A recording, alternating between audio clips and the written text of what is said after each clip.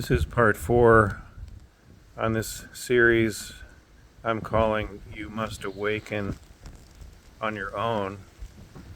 And I'm just taking a few minutes out of a busy day. I've got a few quiet minutes here when I can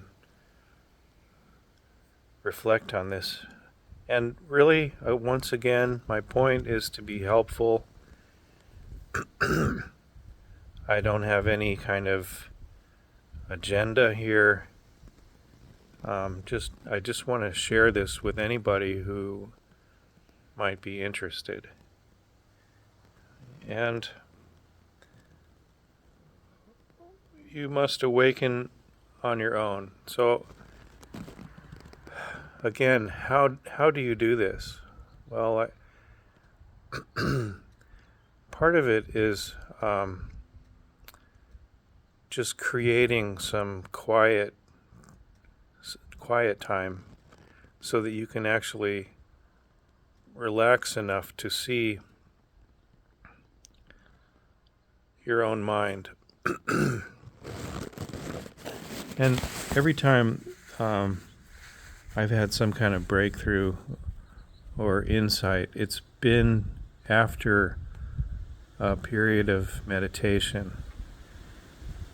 And I wasn't looking for anything to happen. It just came completely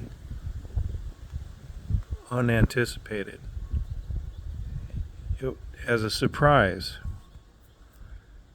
For example, one time after sitting in meditation during a Zen retreat for a long time, sitting all morning in meditation, I was feeling really tired, and so we had a break for lunch, and I went outside, and there was a garden, and I sat on a bench outside in this garden, and then I lay down on the bench and looked up at the sky, and there was a branch, like a tree branch there. So just lying there looking at the tree and then the sky,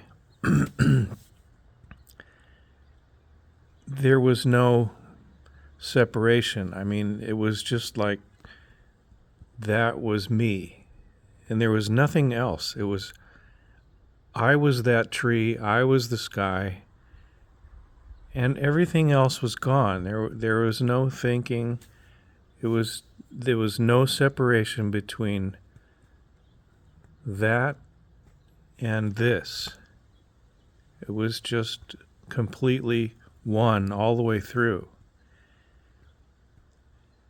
And it was so startling that but I wasn't looking for it. It just happened. And I think just to have the quiet space and time allowed that to happen. And so on another time, I was asleep, and I had my headphones on, listening to a recording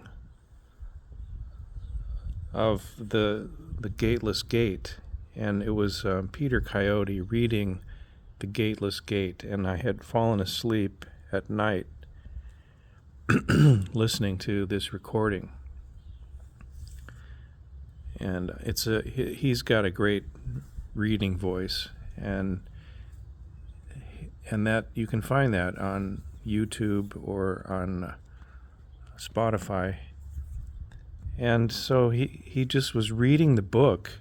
I fell asleep, and then I woke up right as he got to number 19. And I really wasn't familiar with the Gateless Gate at all. It's a book of koans. There are 48 koans in the Zen tradition. And so I'd never studied these. I didn't know anything about him. But I liked his voice. So I woke up right around number 19. It was probably 1 in the morning. And and he started reading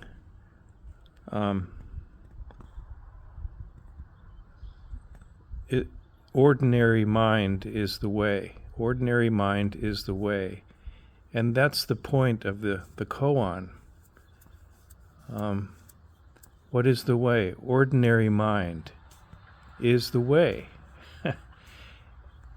And somehow that just, because my mind was so clear and quiet, that just hit me. And I woke up and I started crying. It was just an amazing moment when all of a sudden it was like, oh yeah, of course, that's it. It's right here. And so this is really the thing. Looking for it is actually the problem. And so I want to conclude now with a text that says this very same thing. This is from Bodhidharma. It's called Bodhidharma's Bloodstream sermon. And he's saying this exact same thing, that looking for it is the mistake. It's right here. Here he says, everything that appears in the 3 realms leads back to the mind. Hence, Buddhas of the past and future teach mind to mind without bothering about definitions. But if they don't define it, what do they mean by mind? You ask, that's your mind. I answer, that's my mind. If I had no mind, how could I answer? If you had no mind, how could you ask? That which asks is your mind. Through endless kalpas without beginning, whatever you do, wherever you are, that's your real mind. That's your real Buddha. This mind is the Buddha, says the same thing. Beyond this mind, you'll never find another Buddha.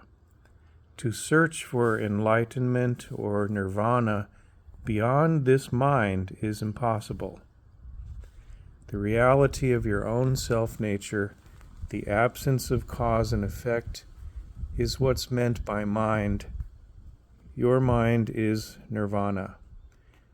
You might think you can find a Buddha or enlightenment somewhere beyond the mind, but such a place doesn't exist. Trying to find a Buddha or enlightenment is like trying to grab space. Space has a name, but no form. It's not something you can pick up or put down, and you certainly can't grab it. Beyond this mind, you'll never see a Buddha. The Buddha is a product of your mind. Why look for a Buddha beyond this mind?